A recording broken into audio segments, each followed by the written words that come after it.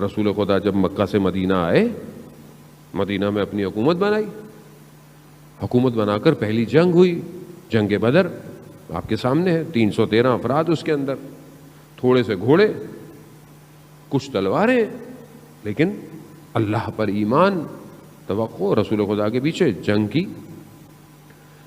کفار مکہ شکست کھا گئے۔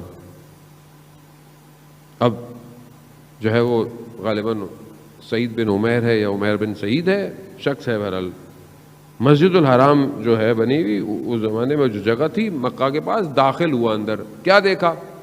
صفان بن امیہ بیٹھا ہوا ہے جھک کر، عجیب سی حالت میں۔ اس نے جا کے بولا کہ کیا ہوا؟ اب اندر غصہ ہے، کیا؟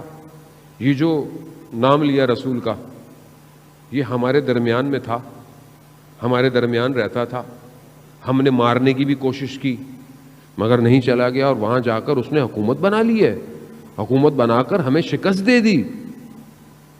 کہا کہ کوئی ہو اور جا کر اس کو مار کے آ جائے نا۔ تو یہ وہاں ابن عمیر کیا کہتا ہے؟ کہتا ہے اگر میں یہ کام کروں، کہا تمہارا سارا خرچہ، تمہارا سارا پیسہ، تمہاری گھر والوں کو اپنے گھر والوں سے زیادہ، اس نے کہا میرا قرضہ بھی ہے، کہا تمہارا قرضہ بھی، کہا ثابت قول رہو گے؟ کہہ رہا ہاں، کہہ رہا ٹھیک ہے۔ اس نے تلوار خریدی، تلوار کو زہر آلودہ کیا۔ کہا جاؤ گے کیسے؟ کہا میرا بیٹا جنگ بدر میں اسیر ہوا ہے، میں اس کو چھڑانے جاؤں گا اور رسول کو ختم کر دوں گا۔ اب یہ چلا، مسجد مدینہ پہنچا، کہا کیسا ہے؟ کہہ رہا رسول خدا سے ملنا ہے، اپنا بیٹا چھڑوانا ہے۔ مسجد نبوی، رسول خدا بیٹھے ہوئے ہیں، یہ آیا، رسول خدا نے دیکھا اس کو، کہا کیسے آنا ہوا؟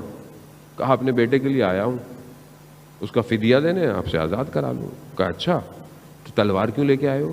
کہا وہ آپ کو تو پتہ ہے رستے میں خطرہ ہے۔ کہا اچھا، اس کو زہر آلودہ کیوں کیا ہے؟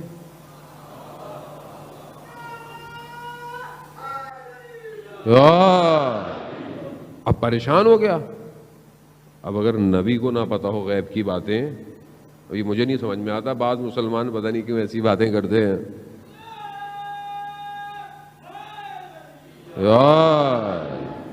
معصوم ہے، غیب تو پتا ہوگا، یہ ان کے لیے کون سی بڑی بات ہے؟ جب یہ کہا نا کہ یہ کیوں کیا، تو پہلے تو انکار کرنے لگ گیا، انکار کیا اس نے۔ کہا اچھا، مکہ کے پاس صفان کے ساتھ بیٹھ کر تم نے مگر پلاننگ نہیں کی ہے، تمہارے گھر والوں کے پیسے دے گا، تمہارے قرضوں کو دے گا۔ اب تو یہ کہا لگتا ہے تیسرے شخص آپ تھے وہاں۔ آ گیا، پاؤں میں پڑ گیا، ایمان لے آیا، مسلمان ہو گیا، بیٹا آیا مسلمان ہو گیا۔ اب ادھر صفان انتظار کر رہا ہے رسول کو مار کے آئیں گے۔ اب یہ مکہ میں داخل ہوئے، کہا کیا ہوا؟ کہا ہم تو مسلمان ہو گئے، ہم تو، یہ ہے خاشیت، اثر پذیری، قبول کر لیا رسول کو۔ ناراض ہو گیا وہ، کہا میں نے تمہیں نہیں، میں تمہارا تو بات ہی نہیں کی۔ فتح مکہ جب ہوئی تو رسول خدا نے سب کو معاف کیا سوائے 10 لوگوں کے، 8-10 لوگوں کے سوا سب کو معاف، اس میں ہی صفان بھی تھا۔ کیوں؟ کیونکہ اس نے ٹیررسٹ پلان کیا تھا رسول کے خلاف۔ رسول نے خدا کہ اس کو معاف نہیں کیا جائے گا۔ البتہ رسول نے بعد میں لوگوں کو معاف کر دیا، رسول تھے رحمت اللہ عالمین تھے، معاف کر دیا، لیکن اس کو کہا نہیں، اب اس کی جان خطرے میں ہو گئی، اب یہ نکلنا، کیونکہ جب رسول معاف نہیں کرے تو اس کا مطلب ہے اس کو تو مارنا جائز ہے، اس کو تو مارنا، ابھی چھپے۔ اب وہی شخص وہب بن عمیر، دیکھیں اس لیے کہتے ہیں دوست اچھا ہونا چاہیے، دوست آپ کا ایسا ہو جسے دیکھ کر خدا یاد آئے۔ اچھا، تو یہ دوست تھا نا، دوست تھا، اس حالت میں رسول کے پاس آیا سفارش کرنے، یا رسول اللہ میرا دوست ہے، معاف کر دیجیے۔ رسول خدا نے کہا چلو معاف کر دیتے ہیں، میرا امامہ لو، کیونکہ اگر وہ اکیلا باہر نکلا تو اس کو یہ مجھے پہنچنے سے پہلے مار دیں گے، میرا امامہ لو تاکہ لوگ اس کو کچھ کہیں نہ۔ اس کو لے کر آئے، مسلمان ہوا، جنگ حنین میں مولا علی کے ساتھ تھا۔